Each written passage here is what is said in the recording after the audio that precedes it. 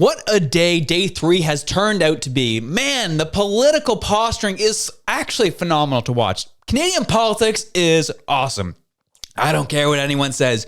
My throat is dying. I'm sick as a dog. But guess what? The boy keeps moving forward because we got a country to talk about today. The day started off with Mark Carney being here in Halifax at the Irving Shipbuilding Yard talking about defense. And then shortly after, this piece from the Globe and Mail drops about CSIS alleging that India organized support for Poilievre's 2022 Conservative leadership bid.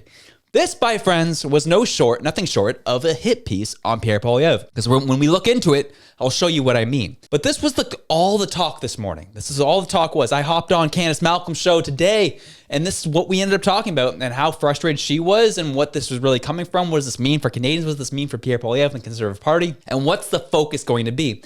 And she asked Josh, what are your thoughts on what's going to happen here? I said, well, here's the thing. Politics sucks. This election cycle is going to be sneaky. It's going to be greasy, and it's going to be sleazy, and it's going to be the worst that we've ever seen it. But guess what? It sucks. You can not like it. You can hate it, but it doesn't matter because the reality is the reality. This is what you're going to deal with. And what Pierre Poilievre's going to have to do is he's going to have to figure out with his seasoned political self how he's going to roll with these punches. So we're going to talk about the attack that was placed on him. Then we're going to talk about his crazy response to it. And I was like, gee, politics is amazing, folks. Let's look at it. CSIS alleges India organized support for Poilievre's 2022 Conservative leadership bid. So when you read that headline by Robert Fife here, you're thinking, wow, man, India essentially installed Poilievre in the Conservative Party. That's what that reads as. So you look into it, and you look at the first two paragraphs. It says, agents of India and their proxies allegedly meddled in the 2022 election of Pierre Poilievre as Conservative Party leader as part of a larger effort to cozy up to politicians of all parties, according to a source with top secret clearance. The source said the Canadian Security Intelligence Service learned that the Indian agents were involved in raising money and organizing within the South Asian community for Mr. Poilievre during the leadership race, which he won handedly. But the CSIS assessment did not indicate that his effort was done in a sweeping and highly organized way. The source said Mr. Poilievre won on the first ballot with a 68% of the vote. CSIS also did not have evidence that Mr. Poilievre or members of his inner circle were aware of the alleged actions of India's agents and their proxies, said the source, who was a national security clearance to see top secret reports. The Globe and Mail is not identifying the source because they were not authorized to disclose classified information publicly. And what Candace said on her show today was that this reads as a bit of a hit piece on Pierre Poilievre. Why is this coming up now? This is not coming from the head of CSIS. This is coming from someone within the organization. And they provided it to the Globe and Mail, who is close to the Liberal Party. So why is this happening now, and why during the election? And why with that headline? Because when you read the headline, it makes it sound like something really bad happened. Then you read it, it's like, yeah, we don't want foreign entities involved in our politics, whether it be on the leadership level, whether it be in different separate ridings, or on the voting for a prime minister. We don't want to see that, but it literally had no consequence on the election whatsoever. But do you know what happened? Because what people do is they read headlines. Because as I said, we're in a short election cycle here, folks. And you're going to get pumped with information.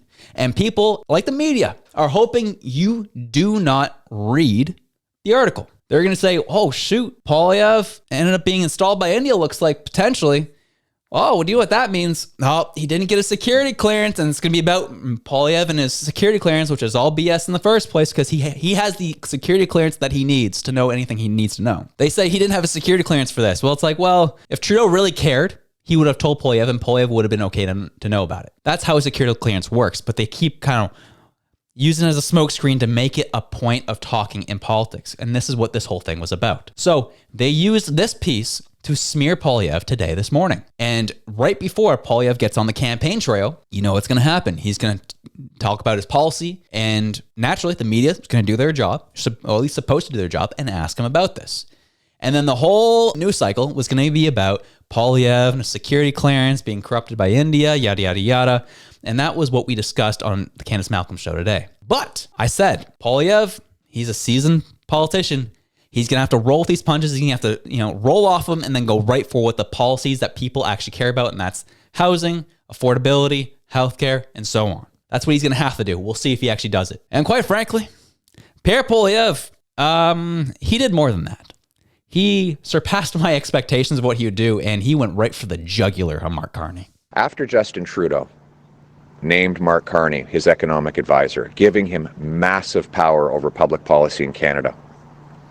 Mr. Carney went over for meetings in Beijing where he just had secret talks with the deputy governor of the Chinese central bank. 2 weeks later, Brookfield got a $250 million loan. What did they talk about? What did Mr. Carney in his role as Trudeau's economic advisor offer China? Why would he be having secret meetings with top government-controlled bankers about getting a $250 million loan while he was supposed to be acting in Canada's interest as the Prime Minister's economic advisor? Why would he be collaborating with a hostile foreign regime that we have since learned executed 4 Canadians and took numerous Canadians hostage for a lengthy period of time? And given that Mr. Carney knows that he still owns massive financial interests in Brookfield, which owes a $250 million to a Chinese state-controlled bank, how do we know he's not going to act against our interests in favor of his financial interests? Why didn't he stand in front of this microphone and confess to Canadians that he owes the Chinese government that kind of money? Is this why he's covering up his financial interests? And given that China has murdered our people, taken our people hostage, how is he ever going to stand up to foreign interference when he is so financially compromised? We have never in our history had a weak, out-of-touch leader so terribly compromised and conflicted, whose interests go against our national interests. And I call on Mr. Carney right now to come before a microphone today and explain if this loan is still in place and if he still has those Brookfield assets that he had up until a few weeks ago. Because we cannot trust someone. Could you imagine, while you're supposed to be advising Canada's Prime Minister on the well-being of our economy, going to a foreign regime that had executed Canadian citizens, taken Canadians hostage, that it had already been public that they had interfered in multiple elections. They've done incursions into our northern waters. Mark Carney will never be able to protect our national interests because he has massive financial conflicts of interest overseas. What we need now is not to give the Liberals a 4th term with a weak and compromised leader. What we need is a Prime Minister who will put Canada first for a change. He said, all right, two can play that game, folks, and there it is. You want to talk election interference? My Liberal friends, you really shouldn't try to play that game, especially when you're kind of fabricating what it feels like to a degree, fabricating situations and waiting for an opportune time to release them to the public. Because there is a lot of skeletons in the Liberal Party closet. And there's a lot of skeletons in Mark Carney's closet. So you want to play that game? Okay, we can play that game. Let's talk about China. And my friends, this is what I've been waiting. I've been waiting for China to come up, rear its head in this election race. And this is exactly what we got. All right. You secured a $250 million loan with the People's Republic of China and their bank, their central bank. While you were the economic advisor for Justin Trudeau's Liberal Party and the Canadian government at that. So, are we going to talk about where your conflicts of interest lie? Are we going to talk about we know that you have our best interests at heart and you were a part of a deal that owed China that kind of money? How do we know that we can trust you? Because you best know if the shoe was on the other foot. And Poilievre secured a $250 million loan in the United States right now. Oh, babe, that's all you would hear from the Liberals. So it was good to see Poilievre roll with it and secure it with receipts. So September 9th, 2024, Mark Carney to chair Leaders Task Force on Economic Growth. Okay, cool. This is from Sohu.com, a Chinese publication, October 22nd, 2024. Hexen Zhu, deputy director at the People's Bank of China met with Mark Carney, vice chairman of Canada's Brookfield Asset Management. Although this may appear to be a normal meeting, what are the underlying secrets of this exchange? Well, we ended up finding out through Bloomberg News. Brookfield Asset Management is in talks with the banks to refinance a loan that had backed its purchase of a Shanghai-based office tower complex 5 years ago. According to people familiar with the matter, the company has secured a 15-year onshore loan of 1.96 billion won, $276 million from Bank of China that pays an annual interest of 4%, the person said. This is what Mark Carney is hiding. This is the skeletons in Mark Carney's closet. This is what you can expect to come forward. As I said, it's a greasy, sleazy, nasty game this time around. Liberals are going to go at all stops and pull all the levers and strings they have to win and secure a win. And the Conservatives, well, luckily there's no short of ammunition to show the Canadian public what this party's been up to and what their leader has been up to. China is a lot more terrifying than the fabricated disgust and fear of Donald Trump. The Bloc representative said it yesterday. Hey, actually, I think liberals are a bigger threat to Canada than Donald Trump is. He was just saying what we are all seeing, but we want to act like Donald Trump's the big bad boy. Now, China's actually actively working within our country, actively subverting our culture, subverting our institutions, supplying fentanyl precursors, and working with the Mexican cartels to spread it not just our country, but as well as the United States. Working very closely with the Liberal Party of Canada. And you're going to tell me that, oh, it's all good.